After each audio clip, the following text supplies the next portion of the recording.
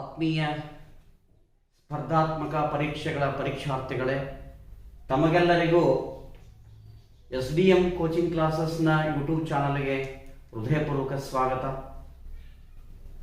ಈಗಾಗಲೇ ಗಣಿತ ವಿಷಯಕ್ಕೆ ಸಂಬಂಧಿಸಿದಂತೆ ಕೆಲವೊಂದಿಷ್ಟು ಚಾಪ್ಟರ್ಗಳನ್ನು ಪಾಠ ಮಾಡಿದ್ದು, ಅದೇ ರೀತಿಯಾಗಿ ಗಣಿತ ವಿಷಯದಲ್ಲಿ ನಾನು ಆಯ್ದುಕೊಂಡದ್ದು ಅಪವರ್ತನಗಳು ಅನ್ನುವಂಥ ಚಾಪ್ಟರ್ ಅನ್ನು. ಈ ಅಪವರ್ತನಗಳು ಮತ್ತು ಅಪವರ್ತ್ಯಗಳು ಅನ್ನುವಂಥ ಚಾಪ್ಟರ್ ಸಾಮಾನ್ಯವಾಗಿ ಲಸ ಮತ್ತು ಮಸ ಲೆಕ್ಕಗಳಲ್ಲಿ ಬಳಸಲಾಗ್ತದೆ. ಅಪವರ್ತನಗಳು ಮತ್ತು ಅಪವರ್ತ್ಯಗಳು ನಮಗೆ ಅದರ ಮಾಹಿತಿ ಇತ್ತು ಅಂತಂದ್ರೆ ಲಸ ಮತ್ತು ಮಸಗಳ ಬಗ್ಗೆ ನಾವು ಕಲಿಬಹುದು. ಸೊ ಇವತ್ತು ನಾನು ಅಪವರ್ತನಗಳನ್ನು ಆಯ್ಕೆ ಮಾಡಿಕೊಂಡಿದ್ದೀನಿ. ಅಪವರ್ತನಗಳಂತಂದ್ರೆ ಇಂಗ್ಲಿಷಲ್ಲಿ ಏನಂತ ಹೇಳ್ತಾರೆ, ಫ್ಯಾಕ್ಟರ್ಸ್ ಅಂತ ಹೇಳ್ತೀವಿ. ಸೊ ಈ ಅಪವರ್ತನ ಅಂದ್ರೆ ಏನು ಅನ್ನುವಂಥದ್ದು ನೋಡೋದಾದ್ರೆ,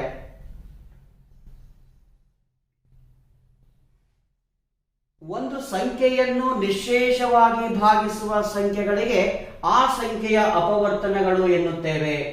ಒಂದು ಸಂಖ್ಯೆಯನ್ನು ನಿಶ್ಶೇಷವಾಗಿ ಭಾಗಿಸುವ ಸಂಖ್ಯೆಗಳಿಗೆ ಆ ಸಂಖ್ಯೆಯ ಅಪವರ್ತನಗಳು ಎನ್ನುತ್ತೇವೆ. A number which divides given number exactly with no remainder are called factors of that number. ಈಗ ಒಂದು ಸಂಖ್ಯೆಯನ್ನ ಕೊಟ್ರೆ ಆ ಸಂಖ್ಯೆಯನ್ನ ನಿಶ್ಶೇಷವಾಗಿ ಭಾಗಿಸುವಂತ ಸಂಖ್ಯೆಗಳು ಏನಿರ್ತಾವ ಅವುಗಳಿಗೆ ಅಪವರ್ತನ ಅಂತ ಹೇಳ್ತೀವಿ. ಟೇಕ್ ಫಾರ್ ಎಕ್ಸಾಂಪಲ್, 12ರ ಅಪವರ್ತನಗಳನ್ನ ಬರೆಯಿರಿ ಎಂದಾಗ ಈ 12 ಅನ್ನುವಂತ ಸಂಖ್ಯೆಯನ್ನ ಯಾವ ಯಾವ ಸಂಖ್ಯೆಯಿಂದ ಭಾಗಿಸ್ತೀವಿ ಅನ್ನೋದಾದ್ರೆ,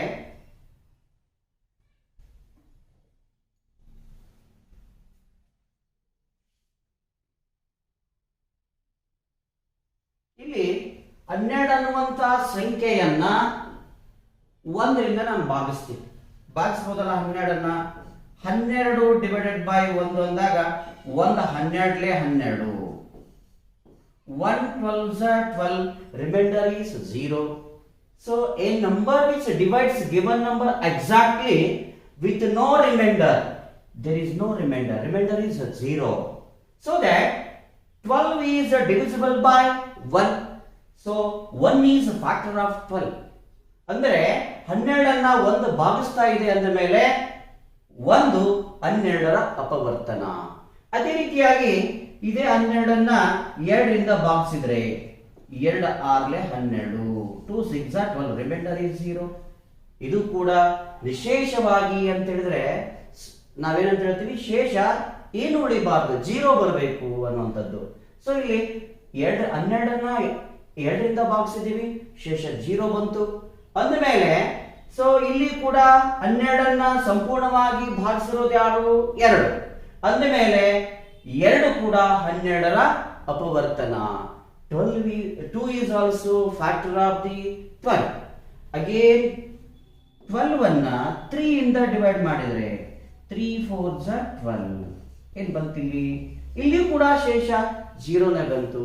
ಅಂದ್ರೆ 3 ಕೂಡ 12ರ ಅಪವರ್ತನನೇ. 3 is also factor of the 12. ಅದೇ ರೀತಿಯಾಗಿ ಅದೇ 12ಅನ್ನೇ 4 ಇಂದ ಡಿವೈಡ್ ಮಾಡ್ತೀವಿ. 4 3s 12, ರಿಮೈಂಡರ್ 0 ಬಂತು. ಇಲ್ಲಿ ಕೂಡ ಶೇಷ 0 ಬಂತು. ಅಂದಮೇಲೆ 4 ಕೂಡ 12ರ ಅಪವರ್ತನನೇ. ಅದೇ ರೀತಿಯಾಗಿ ಅದೇ 12ಅನ್ನ 5ರಿಂದ ಭಾಗಿಸಿದ್ರೆ 5 2s 12, 5 2s 10 ಅಂತೀವಿ, 5 2 10, ಶೇಷ 2 ಬಂತು. ಇಲ್ಲಿ ನಿಶೇಷವಾಗ್ಲಿಲ್ಲ, ಶೇಷ ನಮಗೆ ಉಳಿತು. ಅಂದಮೇಲೆ ಶೇಷ ಉಳಿದೈತಿ ಅಂದಮೇಲೆ ಇದು 12ಅನ್ನ 5 ಸಂಪೂರ್ಣವಾಗಿ ನಿಶೇಷವಾಗಿ ಭಾಗಿಸೋದಿಲ್ಲ. ಅಂದಮೇಲೆ 5 12ರ ಅಪವರ್ತನವಲ್ಲ. ಅದೇ ರೀತಿಯಾಗಿ ಆ 12ಅನ್ನ 6 ಇಂದ ಭಾಗಿಸಿದ್ರೆ 6 2s 12, ರಿಮೈಂಡರ್ ಏನ್ ಬಂತು? ಶೇಷ 0 ಬಂತು. ನಿಶೇಷವಾಗಿ ಭಾಗಿಸಿದ್ವಿ ಅಂದಮೇಲೆ 6 ಕೂಡ 12ರ ಅಪವರ್ತನನೇ. 6 is also factor of the 12. Next 7 ಇಂದ ನಾವು ಡಿವೈಡ್ ಮಾಡಬಹುದಾ? 7 ಟೇಬಲ್ಸ್ ಅಲ್ಲಿ 12 ಇದೆನಾ? 7 ಟೇಬಲ್ಸ್ ಅಲ್ಲಿ 12 ಅನ್ನ ನೋಡ್ಕೋಬೇಕು. 12 7 ಮಧ್ಯದಲ್ಲಿ ಇಲ್ಲ, 7 ಅಂದ್ರೆ 7 2 14. 12 is not in the table of 7. So ಅಂದ ಮೇಲೆ 7 ಬಂದ್ಲೆ 7 ಅಂತೀವಿ. ಸೊ ಇಲ್ಲಿ ಕೂಡ ನಮಗೆ ರಿಮೈಂಡರ್ 5 ಬಂತು. 7 is also not a factor of the 12. 7 12ರ ಅಪವರ್ತನ ಅಲ್ಲ ಅಂದು ಇಲ್ಲಿ 5 ಕೂಡ ಅಲ್ಲ, 7 ಕೂಡ ಅಲ್ಲ. ಅದೇ ರೀತಿಯಾಗಿ 8 ನೋಡಿದ್ರೆ 8 ಮಧ್ಯದಲ್ಲಿ 12 ಇಲ್ಲ. 8 is ನೋಡ್ರಿ 12 is not in the table of 8. ಅದೇ ರೀತಿಯ 9 ನೋಡ್ಕೊಂಡ್ರೆ 9 ಟೇಬಲ್ ಅಲ್ಲಿ ಕೂಡ ಇಲ್ಲ. 10 ನೋಡ್ಕೊಂಡ್ರೆ 10 ಮಧ್ಯದಲ್ಲಿ 12 ಇಲ್ಲ, 11 ಇಲ್ಲ.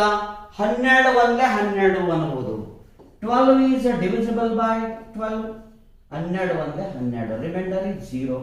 ಸೊ ಇಲ್ಲಿ 1 12ರ ಅಪವರ್ತನ, 2 12ರ ಅಪವರ್ತನ, 3 12ರ ಅಪವರ್ತನ, 4 ಕೂಡ 12ರ ಅಪವರ್ತನ, 5 ಅಲ್ಲ, 6 12ರ ಅಪವರ್ತನ, 7 12ರ ಅಪವರ್ತನ ಅಲ್ಲ. ಸೊ 12 ಕೂಡ 12ರ ಅಪವರ್ತನನೇ. ಹಾಗಾದರೆ ಇಲ್ಲಿ ನಾವು ನೋಡಬೇಕಾಗಿದ್ದು ಏನು ಅಂತ ಹೇಳಿದ್ರೆ 12ರ ಅಪವರ್ತನಗಳು ಯಾವುವು ಅಂತ ಹೇಳಿದ್ರೆ 12ನ್ನ ಸಂಪೂರ್ಣವಾಗಿ ಭಾಗಿಸಿರೋದು 1 2 3 4 6 12. ಆದ್ದರಿಂದ 12ರ ಅಪವರ್ತನಗಳು ಯಾವ ಅಂತ ಹೇಳಿದ್ರೆ 1 2 3 4 6 12. ಸೊ 12ರ ಅಪವರ್ತನಗಳು ಎಷ್ಟಿದಾವ್? 6 ಇದಾವು. 1 2 3 4 6 12. These are factors of the 12. ಈ ರೀತಿಯಾಗಿ ಪ್ರತಿ ಯಾವುದೇ ಸಂಖ್ಯೆ ಕೊಡ್ಲಿ ಆ ಸಂಖ್ಯೆಯ ಅಪವರ್ತನಗಳನ್ನ ನಾವು ಕಂಡುಹಿಡ್ಕೋಬಹುದು. ಆದರೆ ಆ ಸಂಖ್ಯೆಯನ್ನ ಭಾಗಿಸುವಂತ ಸಂಖ್ಯೆಗಳು ಭಾಗಿಸಿದಾಗ ಶೇಷ ನಮಗೆ 0 ಬಂದಿರಬೇಕು. ಅಂದ ಮೇಲೆ ಅದು ಆ ಸಂಖ್ಯೆಯ ಅಪವರ್ತನ. ಇಲ್ಲಿ 12ರ ಅಪವರ್ತನಗಳು ಏನಂತ ಹೇಳ್ತೀವಿ? ಭಾಜಕಗಳು ಅಂತೀವಿ, ಅಂದ್ರೆ ಅಪವರ್ತನಗಳು. ಸೊ ಈ 1 2 3 4 6 12ಕ್ಕೆ 12ನ್ನ ಏನಂತ ಕರಿಬಹುದು? ಆ ಸಂಖ್ಯೆಗಳ ಅಪವರ್ತ್ಯ. ಇದು 1 2 3 4 6 12ರ ಗುಣಕ ಅಂತ ಹೇಳ್ತೀವಿ.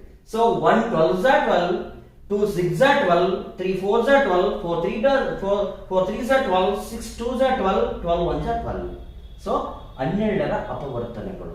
ಈ ರೀತಿಯಾಗಿ ಇನ್ನೊಂದು ಎಕ್ಸಾಂಪಲ್ ನೋಡೋದಾದ್ರೆ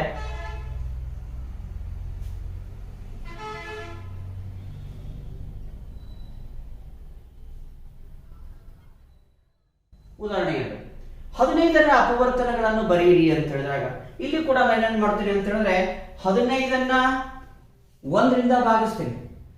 ನೀವು 1 ನೆನ್ಪಿಟ್ಕೋಬೇಕು. ಯಾವುದೇ ಸಂಖ್ಯೆ ತಗೊಳ್ರಿ ಅದರ ಅಪವರ್ತನ 1 ಫಿಕ್ಸ್ ಆಗಿರುತ್ತೆ.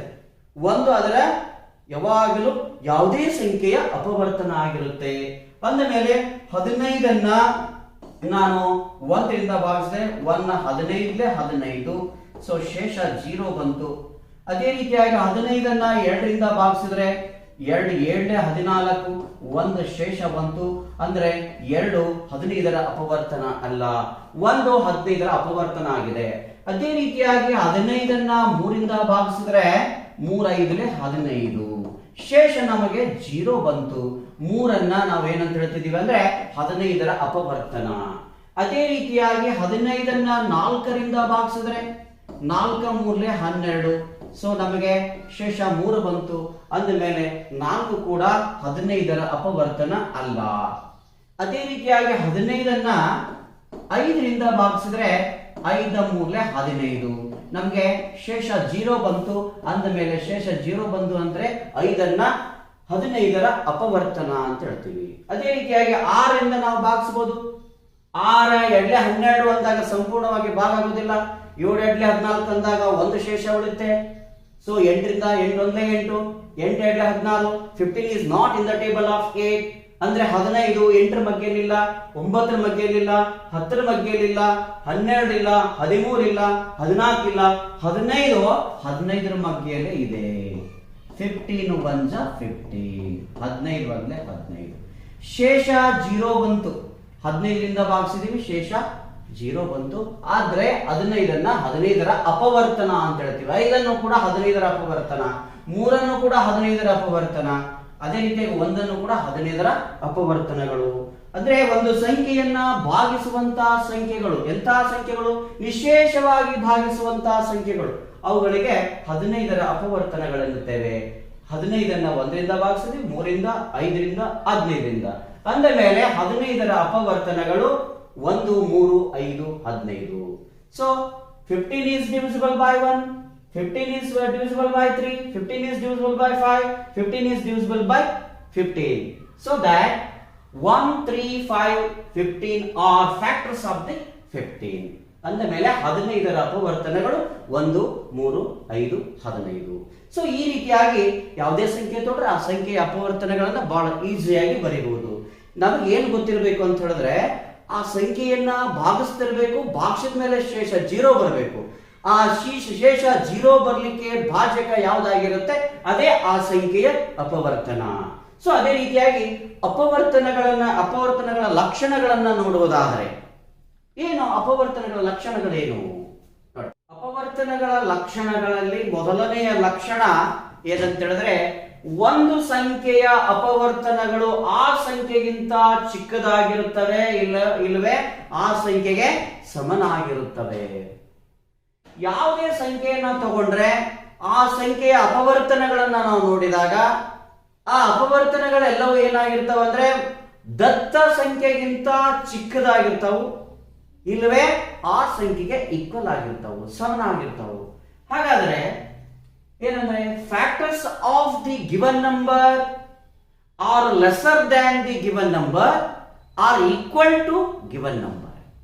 ಆ ಸಂಖ್ಯೆಗೆ ಸಮ ಆಗಿರ್ತಾವ ಇಲ್ವೇ ಅವಕ್ಕಿಂತ ಚಿಕ್ಕದಾಗಿರ್ತಾವು ಅಂತ. Factors of the given number are lesser than the given number or equal to the given number. Okay, ಒಂದು ಉದಾಹರಣೆಗೆ ಒಂದು ಸಂಖ್ಯೆಯನ್ನು ತಗೊಂಡ್ರೆ 12ರ ಅಪವರ್ತನಗಳನ್ನು ನಾನು ಬರಿತೀನಿ. ಏನ್ 12ರ ಅಪವರ್ತನಗಳು? 1 2 3 4 6 12. So 1 2 3 4 6 12 are factors of the 12. ಇಲ್ಲಿ 12ರ ಅಪವರ್ತನಗಳು ಏನಿದಾವ ಅಂತ ಹೇಳಿದ್ರೆ 1 2 3 4 6 12 ನೋಡಿದಾಗ ಈ 1 2 3 4 6 ಏನಪ್ಪಾ ಅಂತ ಹೇಳಿದ್ರೆ ದತ್ತ ಸಂಖ್ಯೆಗಿಂತ ಚಿಕ್ಕವಿದಾವು. ಯಾವುವು ನೋಡಿ, ಇಲ್ಲಿ 1 2 3 4 6 ಇವುಗಳನ್ನು ನೋಡಿದರೆ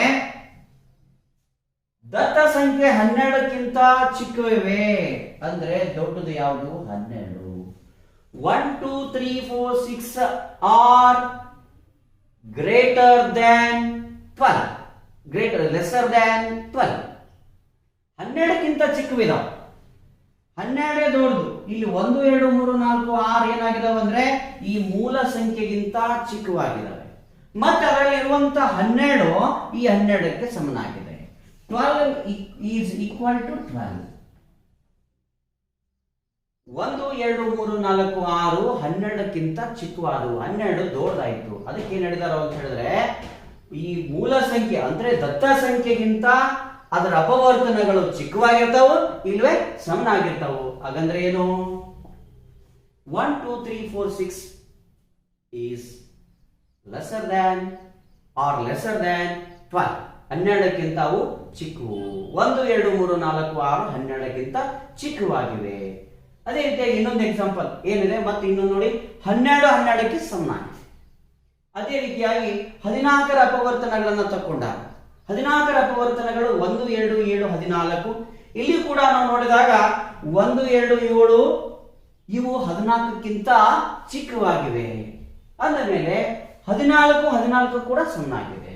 ಇಲ್ಲಿ 14ರ ಅಪವರ್ತನಗಳನ್ನು ತಕ್ಕೊಂಡಾಗ 14ರ ಅಪವರ್ತನಗಳಲ್ಲಿ 1 2 7 ಅನ್ನುವಂತ ಸಂಖ್ಯೆಗಳೇನಾಗಿದಾವೆ ಅಂತ ಹೇಳಿದ್ರೆ ಆ ದತ್ತ ಸಂಖ್ಯೆಗಿಂತ ಚಿಕ್ಕವದಾವು. 14 ಏನಾಗಿದೆ? 14ಕ್ಕೆ ಸಮನಾಗಿದೆ.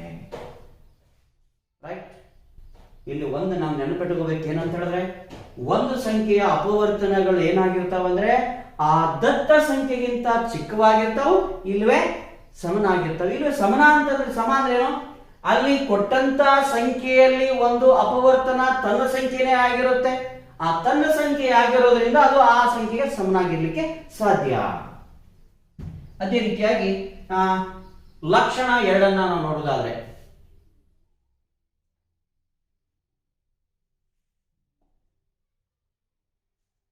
ಅಪವರ್ತನ ಲಕ್ಷಣ 2. 1 ಎಂಬುದು ಪ್ರತಿ ಸಂಖ್ಯೆಯ ಅಪವರ್ತನ ಆಗಿರುತ್ತೆ. ಒಂದ್ ಅನ್ನೋದು ಯಾವುದೇ ಸಂಖ್ಯೆ ತಗೊಂಡ್ರೆ ಅದರ ಅಪವರ್ತನ ಆಗಿರುತ್ತೆ. 8ರ ಅಪವರ್ತನಗಳು ಬರೆಯಿರಿ ಅಂದಾಗ 1 8 8, 2 4 8, 4 2 8, 8 1 8, 8ರ ಅಪವರ್ತನನೇ. 5ರ ಅಪವರ್ತನಗಳನ್ನು ಬರೆಯಿರಿ ಅಂದಾಗ 1 5 5, 5 1 5. ಸೊ ಅಲ್ಲಿ 1 ಆ ಸಂಖ್ಯೆ ಅಪವರ್ತನನೇ. 10 ತಗೊಳ್ರಿ, 1 2 5 10. 10ರ ಅಪವರ್ತನಗಳು 1 2 5 10. ಇಲ್ಲಿ ಕೂಡ ಏನಾಗಿದೆ, 1 ಪ್ರತಿ ಸಂಖ್ಯೆಯ ಅಪವರ್ತನನೇ. ಅದಕ್ಕೆ ಏನಂತ, 1 is a factor of every number. 1 is always factor of every number. ಯಾವುದೇ ಸಂಖ್ಯೆ ತಗೊಂಡ್ರೆ ಆ ಸಂಖ್ಯೆಯ ಅಪವರ್ತನ 1 ಆಗಲಿಕ್ಕೆ ಸಾಧ್ಯ. 10ರ ಅಪವರ್ತನಗಳನ್ನು ನಾವು ಬರೆದಾಗ 1 2 5 10. ಇಲ್ಲಿ 1 ಏನಾಗಿದೆ, 10ರ ಅಪವರ್ತನನೇ. 1 ಎಂಬುದು ಪ್ರತಿ ಸಂಖ್ಯೆಯ ಅಪವರ್ತನ. 18ರ ಅಪವರ್ತನಗಳನ್ನು ಬರೆದಾಗ 1 2 3 6 9 18.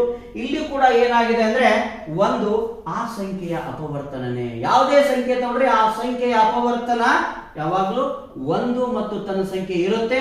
ಆದ್ರೆ ಇಲ್ಲಿ 1 ಅನ್ನುವಂಥದ್ದು ಕೂಡ ಈ ಪ್ರತಿ ಸಂಖ್ಯೆಯ 10ರ ಅಪವರ್ತನ ಒಂದೇ, 18ರ ಅಪವರ್ತನ ಒಂದೇ. ಇನ್ನು ಯಾವುದೇ ಸಂಖ್ಯೆಗಳನ್ನು ಬರೆಯಿರಿ ಅಲ್ಲಿ ಯಾವಾಗ 1 ಇದ್ದೇ ಇರುತ್ತೆ. 60ರ ಅಪವರ್ತನಗಳನ್ನು ಬರೆಯುವುದಾದ್ರೆ 1 2 3 4 6 10 15 20. ಸೊ ಇನ್ನೊಂದು ಇಲ್ಲಿ 30 ಬರಬೇಕು. ಇಲ್ಲಿ 30 ಕೂಡ ಅದರ 60ರ ಅಪವರ್ತನನೇ. 1 60 60, 2 30 60, 3 20 60, 4 15 60, 6 10 60, 10 6 60, 14 60, 32 60, 23 60, 61 60. ಸೊ 60ರ ಅಪವರ್ತನಗಳಲ್ಲಿ ಇಲ್ಲಿ ಕೂಡ 1 ಅಪವರ್ತನ ಇದೆ. ಏನ್ ಸ್ಟೇಟ್ಮೆಂಟ್? 1 ಎಂಬುದು ಪ್ರತಿ ಸಂಖ್ಯೆಯ ಅಪವರ್ತನ. ಇಲ್ಲಿ ಪ್ರತಿ ಸಂಖ್ಯೆ 10 18 60ರದ್ದು 1 ಅಪವರ್ತನ ಆಗಿದೆ. 100ರ ಅಪವರ್ತನಗಳನ್ನು ಬರೆದಾಗ ಇಲ್ಲಿ ಕೂಡ ನೋಡಿದ್ವಿ 1 2 4 5 10 20 25 50 100. ಇವೆಲ್ಲ ಏನಂತ ಹೇಳಿದ್ರೆ 100ರ ಅಪವರ್ತನಗಳು. These are factors of the 100. These are factors of the 60. These are factors of the 80. These are factors of the 10. ಇಲ್ಲಿ 1 is factor of 10. 1 is factor of 80. 1 is factor of 60. 1 is factor of 100.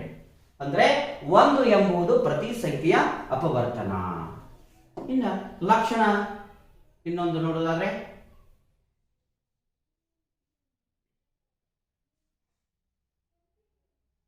ಪ್ರತಿ ಸಂಖ್ಯೆಯು ಅದೇ ಸಂಖ್ಯೆಯ ಅಪವರ್ತನವಾಗಿರುತ್ತದೆ.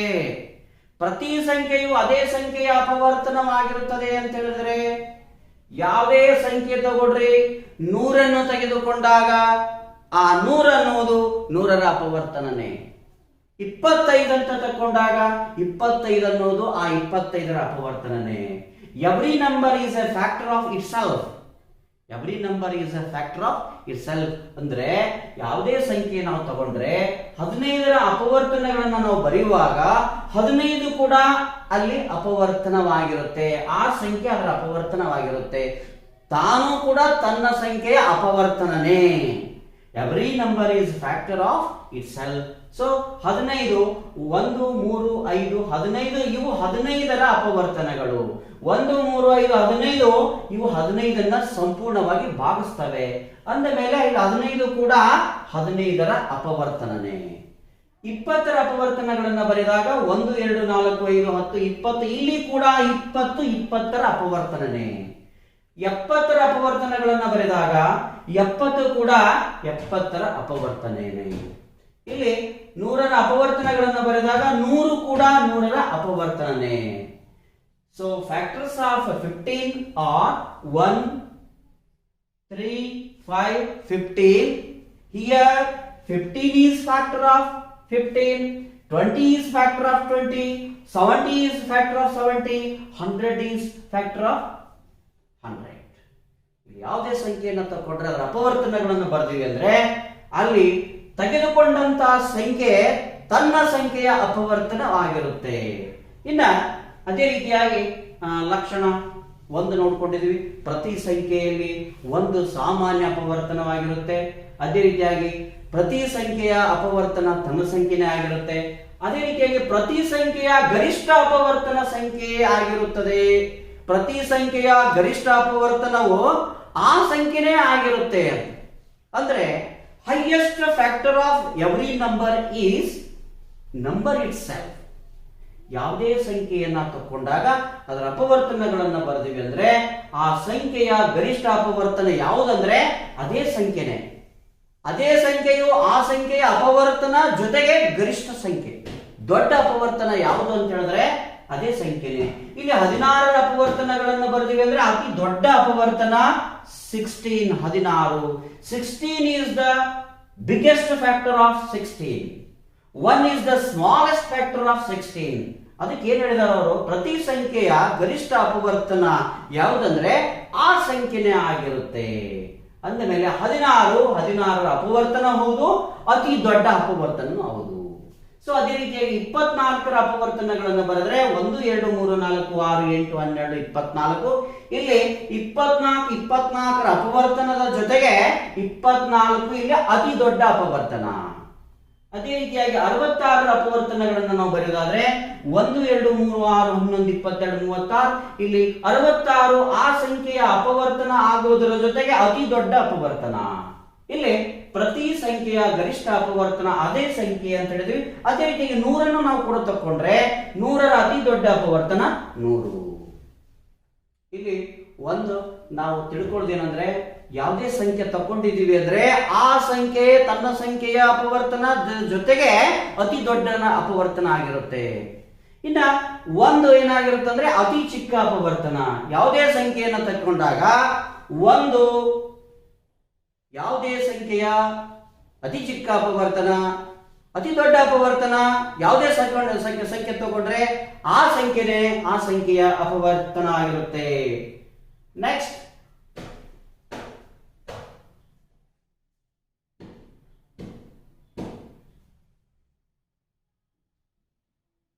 ಇನ್ನು ಅಪವರ್ತನ ಲಕ್ಷಣ 5 ನೋಡುವುದಾದ್ರೆ ಪ್ರತಿ ಸಂಖ್ಯೆಯ ಚಿಕ್ಕ ಅಪವರ್ತನ ಯಾವುದು ಅಂದ್ರೆ 1. ನೀವು ಫಿಕ್ಸ್ ಆಗಿರ್ಬೇಕು. ಯಾವುದೇ ಸಂಖ್ಯೆ ತಕೊಂಡಿವಿ ಅಂದ್ರೆ ಆ ಸಂಖ್ಯೆಯ ಅತಿ ಚಿಕ್ಕ ಅಪವರ್ತನ 1. ಯಾವುದೇ ಸಂಖ್ಯೆ ತಗೊಂಡ್ರೆ ಅದರ ಸಂಖ್ಯೆ ಅತಿ ದೊಡ್ಡ ಅಪವರ್ತನ ಯಾವುದಂದ್ರೆ ಅದೇ ಸಂಖ್ಯೆನೇ. ಇಲ್ಲಿ ಪ್ರತಿ ಸಂಖ್ಯೆಯ ಚಿಕ್ಕ ಅಪವರ್ತನ 1 ಆಗಿರುತ್ತೆ. Smallest factor of every number is 1. Smallest factor of every number is 1. So ಹಾಗೆ ಇಲ್ಲಿ 16 ಅಪವರ್ತನಗಳು ತಕೊಂಡಿವಿ. 1 2 4 8 16. So 16 is the biggest factor of 16. 1 is the smallest factor of the 16. 24 ಅಪವರ್ತನಗಳನ್ನು ಬರೆದಿದ್ವಿ. So ಇಲ್ಲಿ ಅತಿ ದೊಡ್ಡ ಅಪವರ್ತನ 24, ಚಿಕ್ಕ ಅಪವರ್ತನ 1. The smallest factor of 20 is 1. 1 is the smallest factor of 20, 24. ಅದೇ ರೀತಿಯಾಗಿ 66 ಅಪವರ್ತನಗಳನ್ನು ನೋಡಿದಾಗ ಅತಿ ಚಿಕ್ಕ ಅಪವರ್ತನ 1. So 1 is the smallest factor of 66. ಅದೇ ರೀತಿಯಾಗಿ 100ರ ಅಪವರ್ತನಗಳನ್ನು ಬರೆದಿವಿ ಅಂದಾಗ ಅಲ್ಲಿ ಕೂಡ ಅತಿ ಚಿಕ್ಕ ಅಪವರ್ತನ 1. ಈ ರೀತಿಯಾಗಿ ಅಪವರ್ತನ ಲಕ್ಷಣಗಳು ನಮ್ಮ ನೆನಪಲ್ಲಿ ಇರಬೇಕು. ಒಂದು, ಯಾವುದೇ ಸಂಖ್ಯೆಯ ಸಾಮಾನ್ಯ ಅಪವರ್ತನದ ಜೊತೆಗೆ ಅತಿ ಚಿಕ್ಕ ಅಪವರ್ತನ. ಯಾವುದೇ ಸಂಖ್ಯೆ ತಗೊಂಡಿರೋದ್ರೆ ಅತಿ ದೊಡ್ಡ ಅಪವರ್ತನ ಮತ್ತು ಆ ಸಂಖ್ಯೆನೇ ಆ ಸಂಖ್ಯೆಯ ಅಪವರ್ತನ ಆಗಿರುತ್ತೆ. ಈ ರೀತಿಯಾಗಿ ಈ ಅಪವರ್ತನ ಲಕ್ಷಣಗಳನ್ನು ನಾವು ತಿಳ್ಕೊಂಡಿದ್ದೀವಿ. ಸೊ ನೆಕ್ಸ್ಟ್, ಈ ಅಪವರ್ತನಗಳನ್ನ ಸಾಮಾನ್ಯ ಅಪವರ್ತನಗಳನ್ನ ಬರೆಯೋದು, ಕಾಮನ್ ಫ್ಯಾಕ್ಟರ್ಸ್ ಅನ್ನ ಬರೆಯೋದು. ಏನ್ ಕಾಮನ್ ಫ್ಯಾಕ್ಟರ್ಸ್ ಅಂದ್ರೆ ಯಾವುದೇ 2 ಸಂಖ್ಯೆಗಳಾಗಿರ್ಬೋದು, 2 ಅಥವಾ 3 ಸಂಖ್ಯೆಗಳನ್ನು ತಕೊಂಡು ಆ ಸಂಖ್ಯೆಗಳಲ್ಲಿ ಸಾಮಾನ್ಯವಾಗಿ ಸಿಗುವಂತ ಅಪವರ್ತನಗಳನ್ನ ಪಟ್ಟಿ ಮಾಡಿದ್ರೆ ಅವುಗಳಿಗೆ ಸಾಮಾನ್ಯ ಅಪವರ್ತನಗಳು ಎನ್ನುತ್ತೇವೆ. 2 ಅಥವಾ 2ಕ್ಕಿಂತ ಹೆಚ್ಚಿನ ಸಂಖ್ಯೆಗಳಲ್ಲಿ ಸಾಮಾನ್ಯ ಅಪವರ್ತನಗಳಿದ್ರೆ ಅವುಗಳಿಗೆ ಸಾಮಾನ್ಯ ಅಪವರ್ತನಗಳು ಎನ್ನುತ್ತೇವೆ. 2 ಅಥವಾ 2ಕ್ಕಿಂತ ಹೆಚ್ಚಿನ ಸಂಖ್ಯೆಗಳ ಅಪವರ್ತನಗಳಲ್ಲಿ ಸಾಮಾನ್ಯ ಅಪವರ್ತನಗಳು ಇದ್ರೆ ಅವುಗಳಿಗೆ ಸಾಮಾನ್ಯ ಅಪವರ್ತನಗಳು ಎನ್ನುತ್ತೇವೆ. ಏನು? Factors which are common in 2 or more than 2 numbers are called common factors. ಇಲ್ಲಿ factors which are common in 2 or more than 2 numbers are called common factors ಅಂತ ಹೇಳಿದ್ರೆ, take for example 18 and 15. I have taken 2 numbers ಎರಡು ಅಥವಾ ಎರಡಕ್ಕಿಂತ ಹೆಚ್ಚು ಅಂದರೆ ನಾನು ಕೇವಲ ಎರಡು ಸಂಖ್ಯೆಗಳನ್ನು ತಗೊಂಡಿದ್ದೀನಿ. ಈ ಸಂಖ್ಯೆಗಳ ಸಾಮಾನ್ಯ ಅಪವರ್ತನಗಳನ್ನು ನಾವು ಪಟ್ಟಿ ಮಾಡಬೇಕಾಗಿದೆ. ಅಂದ್ರೆ ಮೊದಲು 18ರ ಅಪವರ್ತನಗಳನ್ನು ಬರ್ಕೋಬೇಕು, ಆಮೇಲೆ 15ರ ಅಪವರ್ತನಗಳನ್ನು ಬರೀಬೇಕು. 18ರ ಅಪವರ್ತನಗಳನ್ನು ಬರೆದಾಗ 1 2 3 6 9 18. ಸೊ ಅದೇ ರೀತಿಯಾಗಿ 15ರ ಅಪವರ್ತನಗಳನ್ನು ಬರೆದಾಗ 1 3 5 15. ಈ ಎರಡು ಸಂಖ್ಯೆಗಳ ಅಪವರ್ತನಗಳ ಪಟ್ಟಿ ಮಾಡಿದ್ದೀನಿ. ಇವೆರಡರಲ್ಲಿ ಸಾಮಾನ್ಯವಾಗಿ ಸಿಗುವಂತದ್ದು ಒಂದು 18ರ ಅಪವರ್ತನದಲ್ಲಿದೆ, ಒಂದು 15ರ ಅಪವರ್ತನದಲ್ಲಿದೆ. ಅದೇ ರೀತಿಗೆ 3 ಈ ಎರಡು ಗುಂಪಲ್ಲಿದೆ. ನೆಕ್ಸ್ಟ್ 6 ನೋಡಿದ್ರೆ ಈ 15ರ ಗುಂಪಲ್ಲಿ ಇಲ್ಲ, 9 ಇಲ್ಲಿಲ್ಲ, 18 ಇಲ್ಲಿಲ್ಲ. ಕೇವಲ ಎರಡು ಸಾಮಾನ್ಯ ಅಪವರ್ತನಗಳು ಸಿಗ್ತವೆ. 18 ಮತ್ತು 15ರ ಸಾಮಾನ್ಯ ಅಪವರ್ತನಗಳು 1 ಮತ್ತು 3. So what are the factors of 18? 1 2 3 6 9 and 18 are factors of 18. What are the factors of 15? 1 3 5 15 are factors of the 15. So here 1 is common factor, here 3 is common factor. So 18 and 15, 1 and 3 are common factors of the 18 and 15. 1 and 3 are common factors of the 18 and 15. 18 ಮತ್ತು 15 ಏನಾಗಿವೆ? 18 ಮತ್ತು 15ರ ಸಾಮಾನ್ಯ ಅಪವರ್ತನಗಳು 1 ಮತ್ತು 3. So ಬಹಳ ಈಸಿಯಾಗಿ ತಗೊಳ್ಬಹುದು. ಯಾವುದೇ ಸಂಖ್ಯೆ ತಗೊಂಡಿವಿ ಅಂದ್ರೆ ಆ ಸಂಖ್ಯೆಯ ಅಪವರ್ತನಗಳನ್ನು ಬರೀಬೇಕು. ಎರಡರ ಸಂಖ್ಯೆ ಬರೆದ್ರೆ ಎರಡು ಸಂಖ್ಯೆ ಅಪವರ್ತನಗಳು ಬರೀಬೇಕು. ಮೂರು ಸಂಖ್ಯೆಗಳಿದ್ರೆ ಮೂರು ಸಂಖ್ಯೆ ಅಪವರ್ತನಗಳು ಬರೀಬೇಕು. ಆ ಮೂರು ಸಂಖ್ಯೆಗಳ ಅಪವರ್ತನಗಳ ಪಟ್ಟಿ ನೋಡಿದಾಗ ಆ ಮೂರು ಗುಂಪಲ್ಲಿ ಸಿಗುವಂತಹ ಸಂಖ್ಯೆಗಳೇ ಸಾಮಾನ್ಯ ಅಪವರ್ತನಗಳು. ಅದೇ ರೀತಿಯಾಗಿ ನೆಕ್ಸ್ಟ್ ಎಕ್ಸಾಂಪಲ್ ನಂಬರ್ ಏನು? 8 ಮತ್ತು 15ರ ಸಾಮಾನ್ಯ ಅಪವರ್ತನಗಳನ್ನ ಬರೀರಿ. 8ರ ಅಪವರ್ತನಗಳನ್ನು ಬರೆದ್ರೆ 1 2 4 8. 16ರ ಅಪವರ್ತನಗಳನ್ನು ಬರೆದ್ರೆ 1 2 4 8 16. ಇಲ್ಲಿ ಎರಡೂ ಗುಂಪುಗಳನ್ನು ನೋಡಿದಾಗ 1 2 4 8 are factors of 8. 1 2 4 8 16 are factors of 16. So here common 1. ಅದೇ ರೀತಿಯಾಗಿ here common 2, here common 4, here common 8. So 1 ಎರಡು ಗುಂಪಲ್ಲಿದೆ, 2 ಎರಡು ಗುಂಪಲ್ಲಿದೆ, 4 ಎರಡು ಗುಂಪಲ್ಲಿದೆ, 8 ಎರಡು ಗುಂಪಲ್ಲಿದೆ.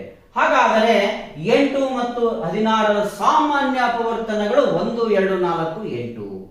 1 2 4 8 are common factors of the 8 and 16. ಈ ರೀತಿಯಾಗಿ ಸಾಮಾನ್ಯ ಅಪವರ್ತನಗಳನ್ನು ಬರೀಬಹುದು.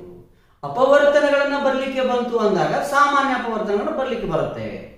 ಸಾಮಾನ್ಯವಾಗಿ ಅಂತ ನೋಡುವುದಂತಂದು ಹೇಳಿದ್ರೆ ಎರಡು ಗುಂಪಲ್ಲಿ ಸಿಗುವಂತಹ ಸಂಖ್ಯೆಗಳಿಗೆ ಸಾಮಾನ್ಯ ಸಂಖ್ಯೆಗಳು. ಇಲ್ಲಿ ಎರಡು ಗುಂಪಲ್ಲಿ ಸಿಗುವಂತಹ ಅಪವರ್ತನಗಳು ಅವು ಸಾಮಾನ್ಯ ಅಪವರ್ತನಗಳು. ಸೊ ಅದೇ ರೀತಿಯಾಗಿ ಸಾಮಾನ್ಯ ಅಪವರ್ತನಗಳು ಇನ್ನೊಂದು ನೋಡೋದಾದ್ರೆ ಮೂರು ಸಂಖ್ಯೆಯನ್ನು ತಕೊಂಡ್ರೆ ಮೂರು ಸಂಖ್ಯೆ 6 8 12ರ ಸಾಮಾನ್ಯ ಅಪವರ್ತನಗಳನ್ನು ಬರೆಯಿರಿ. 6ರ ಅಪವರ್ತನಗಳು 1 2 3 6.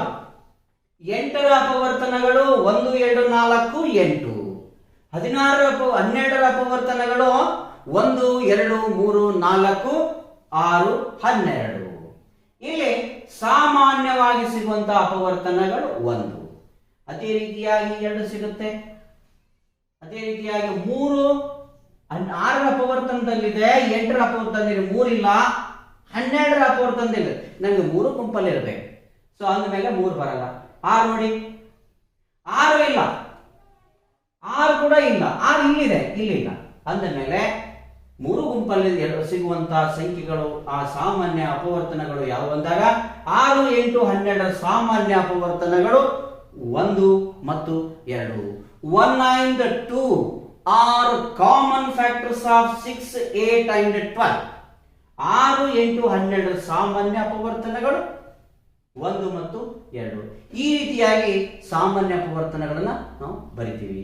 2 ಅಥವಾ 2ಕ್ಕಿಂತ ಹೆಚ್ಚಿನ ಸಂಖ್ಯೆ 2 ಸಂಖ್ಯೆಗಳು ಕೊಡಬಹುದು, 3 ಕೊಡಬಹುದು, 4 ಕೊಡಬಹುದು. 4 ಸಂಖ್ಯೆಗಳನ್ನು ಕೊಟ್ರೆ 4 ಸಂಖ್ಯೆಯ ಅಪವರ್ತನಗಳನ್ನು ಪಟ್ಟಿ ಮಾಡಬೇಕು, ಅದರಲ್ಲಿ ಸಾಮಾನ್ಯವಾಗಿ ಸಿಗುವಂತ ಅಪವರ್ತನಗಳನ್ನು ಬರೀಬೇಕು. ಇನ್ನ 2 ಅಥವಾ 2ಕ್ಕಿಂತ ಹೆಚ್ಚಿನ ಸಂಖ್ಯೆಗಳ ಅಪವರ್ತನಗಳಲ್ಲಿ ಒಂದು ಯಾವಾಗಲೂ ಏನಾಗಿರುತ್ತೆ ಅಂದ್ರೆ ಸಾಮಾನ್ಯ ಅಪವರ್ತನವಾಗಿರುತ್ತೆ. 1 is always common factor of 2 or more than 2 factors of number.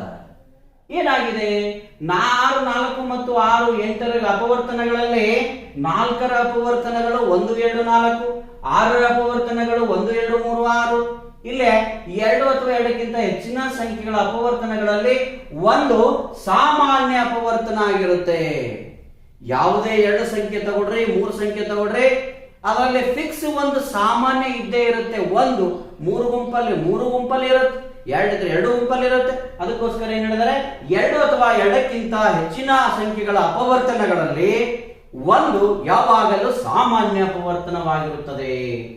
ನೋಡಿ ಇಲ್ಲಿ ಸಾಮಾನ್ಯ ಅಪವರ್ತನ ನಾವು ಬರೆಯುವಾಗ ಒಂದು ಯಾವಾಗಲೂ ಫಿಕ್ಸ್ ಇರ್ತೈತಿ, ಬೇರೆ ಸಂಖ್ಯೆಗಳು ಇರ್ತಾವ ಬಿಡ್ತಾವ ಗೊತ್ತಿಲ್ಲ.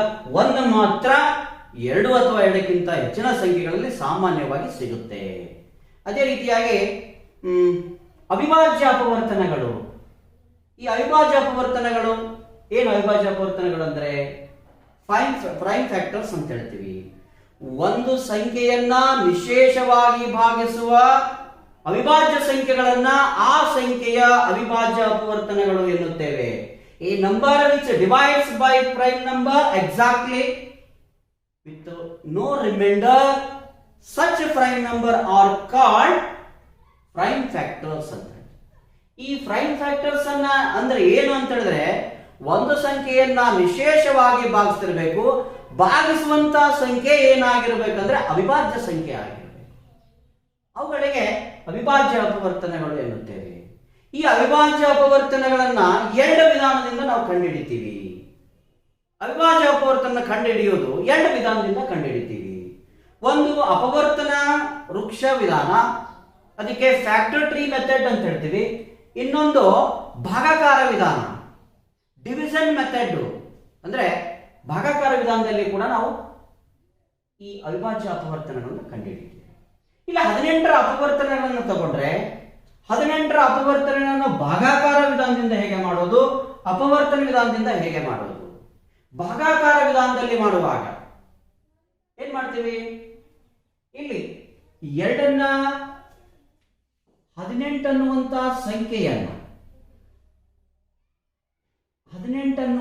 ಸಂಖ್ಯೆಯನ್ನ ನಾನು ಭಾಗಿಸ್ತಾ ಹೋಗ್ಬೇಕು. ಭಾಗಿಸಿದ ಯಾವ ಸಂಖ್ಯೆಯಿಂದ ಭಾಗಿಸ್ಬೇಕು? ಅವಿಭಾಜ್ಯ ಸಂಖ್ಯೆಗಳಿಂದನೇ ಭಾಗಿಸ್ಬೇಕು. ಅವಿಭಾಜ್ಯ ಸಂಖ್ಯೆಗಳು 2 3 5 7 11 13 17. ಸೊ ಈ ರೀತಿ ಇರ್ತಕ್ಕಂಥ ಅವಿಭಾಜ್ಯ ಸಂಖ್ಯೆಗಳನ್ನು ತಗೊಂಡೇ ನಾವು ಭಾಗಿಸ್ತಾ ಹೋಗ್ಬೇಕು. ಇಲ್ಲಿ ಭಾಗಿಸುವಾಗ ಇಲ್ಲಿ ಭಾಜಕವನ್ನ ಬರಿತೀವಿ, ಇಲ್ಲಿ ಭಾಗಲಬ್ಧವನ್ನ ಬರಿತೀವಿ. ಕೊನೆಗೆ ಭಾಗಲಬ್ಧ 1 ಬರುವವರೆಗೂ ನಾವು ಭಾಗಿಸ್ತಾ ಹೋಗ್ಬೇಕು. ಸೊ 2ರಿಂದ ನಾವು 18ಅನ್ನ ಭಾಗಿಸಬಹುದು. 2 9 18. ಅದೇ ರೀತಿಯಾಗಿ 9ಅನ್ನ ಮತ್ತೆ 2ರಿಂದ ನಾವು ಭಾಗಿಸಬಹುದಾ? ಇಲ್ಲ, 3ರಿಂದ ಭಾಗಿಸಬಹುದು. 3 3 9. ಮತ್ತೆ 3 ಭಾಗಲಬ್ಧ ಉಳಿತು, ಆ 3ಅನ್ನ ಮತ್ತೆ 3ರಿಂದ ಭಾಗಿಸಬಹುದು. 3 1 3. ಸೊ ನಮಗೆ ಇಲ್ಲಿ 18ರ ಅಪವರ್ತನ ತಕ್ಕೊಂಡಿದ್ದೀವಿ. ಇಲ್ಲಿ ಎಡಗಡೆಯಲ್ಲಿ ಬಂದಂತಹ ಸಂಖ್ಯೆಗಳು ಅವಿಭಾಜ್ಯ ಅಪವರ್ತನಗಳು. ಈ ಅವಿಭಾಜ್ಯ ಅಪವರ್ತನಗಳನ್ನ ಗುಣಕವಾಗಿ ಬರಿತೀವಿ, ಗುಣಲಬ್ಧವಾಗಿನೇ ಬರಿತೀವಿ. ಅಂದ ಮೇಲೆ ಇಲ್ಲಿ 18ರ ಅಪವರ್ತನಗಳನ್ನ ಈ ರೀತಿಯಾಗಿ ನಾವು ಭಾಗಾಕಾರ ವಿಧಾನದಿಂದ ಭಾಗಿಸ್ತಾ ಹೋದಾಗ ಕೊನೆಯಲ್ಲಿ 1 ಬಂತು. ಅಂದಮೇಲೆ ಎಡಗಡೆಯಲ್ಲಿ ಬಂದಂತಹ ಸಂಖ್ಯೆಗಳನ್ನ ನಾನು ಏನಂತ ಬರಿತೀನಿ ಅಂತ ಹೇಳಿದ್ರೆ ಅವಕ್ಕ ಅವಿಭಾಜ್ಯ ಅಪವರ್ತನಗಳು, ಜೊತೆಗೆ ಅವನ್ನ ಗುಣಲಬ್ಧವಾಗಿ ಬರಿತೀನಿ. 18ರ ಅವಿಭಾಜ್ಯ ಅಪವರ್ತನಗಳು 2 × 3 × 3, 2 3 6, 6 3 18. ಅದೇ ರೀತಿಯಾಗಿ ಅಪವರ್ತನ ವೃಕ್ಷ ವಿಧಾನದಲ್ಲಿ ನಾವು ನೋಡೋದಾದ್ರೆ ಇಲ್ಲಿ ಅಪವರ್ತನ ವೃಕ್ಷ ವಿಧಾನ ಅಂತ ಹೇಳಿದ್ರೆ ಫ್ಯಾಕ್ಟರ್ ಟ್ರೀ ಮೆಥಡ್ ಅಂತ ಹೇಳಿದ್ರೆ ಅವುಗಳನ್ನ ತೆಗೆದುಕೊಂಡಂತ 18ಅನ್ನ ಭಾಗಿಸ್ತಾ ಹೋಗ್ತೀನಿ. ಯಾವ ಸಂಖ್ಯೆಯಿಂದ ಭಾಗಿಸ್ತೀನಿ? 2ರಿಂದ ಭಾಗಿಸ್ತೀನಿ. 2 ಎಷ್ಟಲೇ? 2 9 18. 2ಅನ್ನ ಮತ್ತೆ ನಾವು ಭಾಗಿಸ್ಲಿಕ್ಕೆ ಆಗೋದಿಲ್ಲ. 3ಅನ್ನ ಮತ್ತೆ ನಾನು ಸ್ಪಿಟ್ ಮಾಡ್ತೇನೆ. ಯಾವರಿಂದ 2 ಆದ್ಮೇಲೆ 3 ತಗೋಬೇಕು.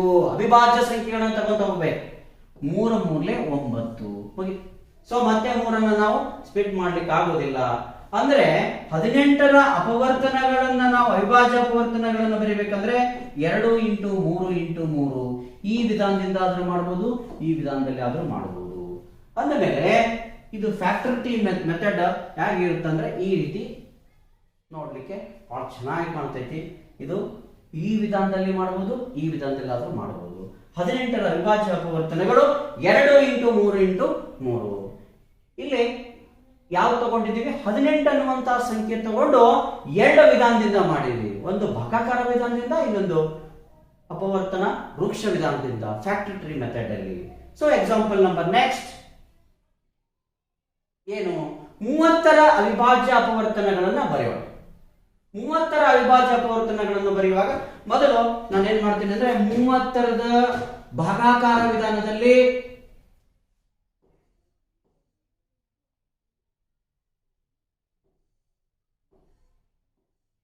ಎರಡು ಅವಿಭಾಜ್ಯ ಸಂಖ್ಯೆಯಿಂದ ಈ 2ರಿಂದ ಹೋಗುತ್ತೆ ಅಂತ ಹೆಂಗ್ ಗೊತ್ತಾಯ್ತು? ಸೊ ಕೊಟ್ಟಿರುವಂತ ಸಂಖ್ಯೆ ಸಮಸಂಖ್ಯೆ ಆಗಿದೆ. ಸಮಸಂಖ್ಯೆಗಳೆಲ್ಲ 2ರಿಂದ ಸಂಪೂರ್ಣವಾಗಿ ಭಾಗ ಆಗ್ತಾವು. ಅದೇ ರೀತಿಯಾಗಿ 3ರಿಂದ 3 × 5 15. ಅದೇ ರೀತಿಯಾಗಿ 5ರಿಂದ 5 × 10. ಸೊ 2 × 3 6 × 5 30.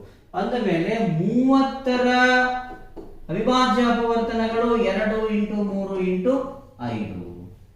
2 ಆದ್ಮೇಲೆ 3 ತಗೊಳ್ಳೋದು, 3 ಆದ್ಮೇಲೆ 5 ತಗೊಳ್ಳೋದು, 5 ಆದ್ಮೇಲೆ 6 ಅಲ್ಲ ಅವಿಭಾಜ್ಯ ಸಂಖ್ಯೆಗಳನ್ನೇ ತಗೊಂತ ಹೋಗ್ಬೇಕು. 2 3 5 7 11 13 19. ಸೊ ಈ ರೀತಿಯಾಗಿ ಅಂದ್ರೆ 30ರ ಅವಿಭಾಜ್ಯ ಅಪವರ್ತನಗಳನ್ನ ಭಾಗಾಕಾರ ವಿಧಾನದಲ್ಲಿ ಕೂಡ ಈ ರೀತಿಯಾಗಿ ನಾವು ಮಾಡಬಹುದು. ಇನ್ನ ಅದೇ 30ರ ಅವಿಭಾಜ್ಯ ಅಪವರ್ತನಗಳನ್ನ ಅಪವರ್ತನ ಯಾವುದು? ಅಪವರ್ತನ ವೃಕ್ಷ ವಿಧಾನದಲ್ಲಿ ಮಾಡುವುದಾದ್ರೆ 30ನ್ನ ಸ್ಪ್ಲಿಟ್ ಮಾಡ್ತಾ ಹೋದ್ರೆ 30ನ್ನ 2ರಿಂದ ನಾನು ಭಾಗಿಸಬಹುದು. 2 ಎಷ್ಟಲೇ? 2 15. 2 ಮುಗಿತು, 2 ಅವಿಭಾಜ್ಯ ಸಂಖ್ಯೆ ಆಗಿದೆ. ಅದೇ ರೀತಿಯಾಗಿ 15ನ್ನ ನಾನು ಮತ್ತೆ ಒಂದು ಅವಿಭಾಜ್ಯ ಸಂಖ್ಯೆಯಿಂದ ಭಾಗಿಸ್ತೀನಿ. 3 × 5 15. ಕೊನೆಗೆ 3 ಅವಿಭಾಜ್ಯ ಸಂಖ್ಯೆ, 5 ಅವಿಭಾಜ್ಯ ಸಂಖ್ಯೆ. ಅಂದ ಮೇಲೆ 30ರ ಅವಿಭಾಜ್ಯ ಅಪವರ್ತನಗಳು 2 × 3 × 5. ಈ ರೀತಿಯಾಗಿ ಫ್ಯಾಕ್ಟರ್ ಟ್ರೀ ಮೆಥಡ್ ಅಲ್ಲಿ ಕೂಡ ಅದನ್ನ ನಾವು ಮಾಡಬಹುದು. 30ರ ಅವಿಭಾಜ್ಯ ಅಪವರ್ತನಗಳು 2 × 3 × 5. ಇನ್ನೊಂದು ಎಕ್ಸಾಂಪಲ್ 60ರ ಅವಿಭಾಜ್ಯ ಅಪವರ್ತನಗಳನ್ನು ಬರೆಯುವುದು. 60ರ ಅವಿಭಾಜ್ಯ ಅಪವರ್ತನಗಳನ್ನು ಕೂಡ ನಾವು ಭಾಗಾಕಾರ ವಿಧಾನದಲ್ಲಿ ಮಾಡೋದಾದ್ರೆ 60ನ್ನ ನಾವು 2ರಿಂದ ಭಾಗಿಸಬಹುದು. 2 ಸಮಸಂಖ್ಯೆ 60 ಸಮಸಂಖ್ಯೆ ಆಗಿದೆ. 2 30 60, 2 15 30. ನೆಕ್ಸ್ಟ್ 2ರಿಂದ ನಾನು 15 ಭಾಗಿಸ್ಲಿಕ್ಕೆ ಆಗಲ್ಲ, 3ರಿಂದ ಭಾಗಿಸಬಹುದು. 3 5 15. ನೆಕ್ಸ್ಟ್ 5 ಇದೆ, 5ನ್ನ 5ರಿಂದನೇ ಅವಿಭಾಜ್ಯ ಸಂಖ್ಯೆ 5, 5 1 5. 60ರ ಅವಿಭಾಜ್ಯ ಅಪವರ್ತನಗಳು 2 × 2 × 2 × 3 × 5. 2 4, 4 3 12, 12 5 60. ಇದು ಭಾಗಾಕಾರ ವಿಧಾನದಲ್ಲಿ. ಈ ಭಾಗಾಕಾರ ವಿಧಾನದಲ್ಲಿ ಅದನ್ನ ನಾವು 60ರ ಅವಿಭಾಜ್ಯ ಅಪವರ್ತನಗಳನ್ನ ಕಂಡುಹಿಡಿದ್ವಿ. 2 4, 4 3 12, 12 5 60. ಅದೇ ರೀತಿಯಾಗಿ ಇದನ್ನ 60ರ ಅವಿಭಾಜ್ಯ ಅಪವರ್ತನಗಳನ್ನ ಫ್ಯಾಕ್ಟರ್ ಟ್ರೀ ಮೆಥಡ್ ಅಲ್ಲಿ ಹೇಗೆ ಮಾಡ್ತೀವಿ?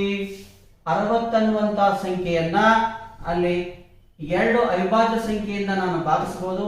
2 30 2 30s. ಅದೇ ರೀತಿಯಾಗಿ 30ನ್ನ ಮತ್ತೆ 2ರಿಂದ ಭಾಗಿಸ್ತೀನಿ. 2 15. 2 ಅವಿಭಾಜ್ಯ ಸಂಖ್ಯೆ ಆಯ್ತು, 2 ಅವಿಭಾಜ್ಯ ಸಂಖ್ಯೆ ಆಯ್ತು. ಮತ್ತೆ ಈ 15ನ್ನ 3ರಿಂದ ಭಾಗಿಸ್ತೀನಿ. 3 5 15. ನಮಗೆ ಕೊನೆಗೆ ಉಳಿದಂತ ಈ 2 ಈ 2 ಈ 3 ಇವು ಏನಿವು ಅವಿಭಾಜ್ಯ ಸಂಖ್ಯೆಗಳು. ಅದು ಈ ಫ್ಯಾಕ್ಟರ್ ಟ್ರೀ ಮೆಥಡ್ ಅಲ್ಲಿ ಈ ರೀತಿಯಾಗಿ ನಾವು ಬರಿತಾ ಹೋಗಬೇಕು. ಅಂದ ಮೇಲೆ ಅವಿಭಾಜ್ಯ ಅಪವರ್ತನಗಳು 60ರ ಅವಿಭಾಜ್ಯ ಅಪವರ್ತನಗಳು 2 × 2 × 3 × 5. ಈ ರೀತಿಯಾಗಿ ನಾವು ಅವಿಭಾಜ್ಯ ಅಪವರ್ತನಗಳನ್ನ ಕಂಡುಹಿಡಿಯಬಹುದು. ಇನ್ನೊಂದು ಎಕ್ಸಾಂಪಲ್ 90ರ ಅವಿಭಾಜ್ಯ ಅಪವರ್ತನಗಳನ್ನ ಬರೆಯುವುದು. 90ರ ಅವಿಭಾಜ್ಯ ಅಪವರ್ತನಗಳ ಬರೆಯುವುದು ಕೂಡ 90 ಅನ್ನುವಂತ ಸಂಖ್ಯೆಯನ್ನ ಭಾಗಾಕಾರ ವಿಧಾನದಿಂದ ನಾವು ಅಪವರ್ತನಗಳನ್ನ ಬರೆಯುವುದಾದ್ರೆ ಸೊ 2ರಿಂದ ಭಾಗಿಸ್ತೀವಿ. 2 4 8, 1 ಉಳಿತು 2 ಇಲ್ಲಿ 10, 2 45. ಅದೇ ರೀತಿಯಾಗಿ 2ರಿಂದ ಮತ್ತೆ ಮುಂದುವರಿಸೋದಾದ್ರೆ 45 ಸಮಸಂಖ್ಯೆ ಅಲ್ಲ, 3ರಿಂದ ಬರುತ್ತೆ. 3 1 3 5 3 15. ಮತ್ತೆ 3ರಿಂದ ಹೋಗ್ತೈತಿ, 3 5 15. ಮತ್ತೆ 5ರಿಂದ ಭಾಗಿಸ್ತೀನಿ, 5 1 5. 90ರ ಅವಿಭಾಜ್ಯ ಅಪವರ್ತನಗಳು 2 × 3 × 3 × 5. 2 ಮೂಲೆ 6, 6 ಮೂಲೆ 18, 18 5 90. 2 3 6, 6 3 18, 18 9 18 5 90. ಈ ರೀತಿಯಾಗಿ 90ರ ಅವಿಭಾಜ್ಯ ಅಪವರ್ತನಗಳನ್ನು ಅಪವರ್ತನ ವಿಧಾನದಲ್ಲಿ ಬರೀಬಹುದು. ಅದೇ ರೀತಿಯಾಗಿ 90ರ ಅವಿಭಾಜ್ಯ ಅಪವರ್ತನಗಳನ್ನ ಯಾವುದು ಫ್ಯಾಕ್ಟರ್ ಟ್ರೀ ಮೆಥಡ್ ಅಲ್ಲಿ, ಅಪವರ್ತನ ವೃಕ್ಷ ವಿಧಾನದಲ್ಲಿ 90ರ ಅವಿಭಾಜ್ಯ ಅಪವರ್ತನಗಳನ್ನ ಬರೆಯುವಾಗ